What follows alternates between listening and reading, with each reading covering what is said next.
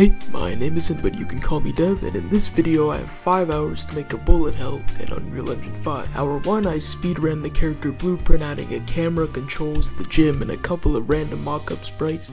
The idea was that there's just basically a couple of waves, and a couple of enemy variants, and enemies were just stereotypical middle school and high school tropes. Other than that, all I really knew about the direction of the game was that there would be at least 3 dodgeballs to throw in a boss fight, cause those are cool, I guess. The basics took about half an hour, enemy shooting took about 10 minutes.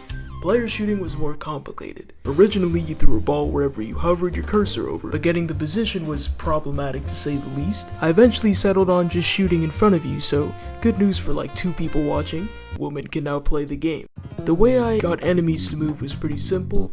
On event tick, I just need the right and or forward vector. The issue now was turning. I watched a tutorial a while back that gave me the idea to just make them turn when they overlap with an invisible wall. I try not to use tutorials for these, so I scanned my laptop for old screenshots and used all 3 of my brain cells to connect the dots. Now it's hour 2. We have a prototype and I decided on some more enemies. Now we have the jocks, the mean girls, and the quiet kid. They're all exactly what they sound like. I mapped out some levels and then created said levels. The quiet kid was pretty buggy, shocking, so I spent the rest of hour 2 trying to nerf him. Another thing I did somewhere in that time was dodgeball spawners. This is gonna sound really nerdy, but basically I got some random numbers in a set range and made that the delay it took to spawn a dodgeball as well as the range variable that I created. Said range would determine what kind of balls spawned. The longer the wait, the better. It doesn't look all that complicated, but I was proud of myself for coming up with it. What I wasn't proud of was the entire rest of the game. Hour 3, I decided that the pixel art wasn't pixely enough, so I made a shader with mats and applied it to post-process, which looked much better to me personally. I also tilted the cam a couple degrees so the background would always be moving. I sped up the enemies and made them shoot more frequently so that the game was a little harder. And now it was time for the boss fight. The boss fight, or boss fights, are often the most memorable and hardest parts of the game.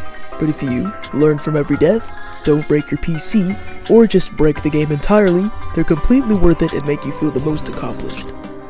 On the other hand, there's mine.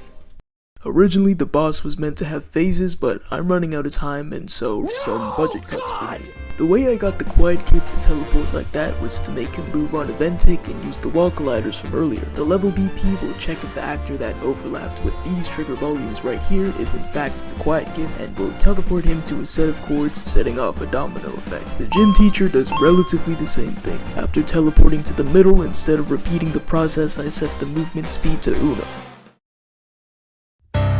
Rapid fire miscellaneous shit I did includes sound effects for when you throw a ball, sound effects for when you get hit by a ball, sound effects for the countdown, changed the HUD font. I tried making the boss flash red when you took damage, but it didn't work out.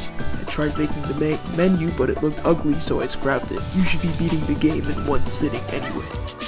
Speaking of sitting, I did a lot of that for a long time. A lot more than an hour. But I am a lot more happy with the finished project. Other than bug fixes, I can't really tell you what I did with that time because I genuinely don't know what was broken, I just knew that it was broken.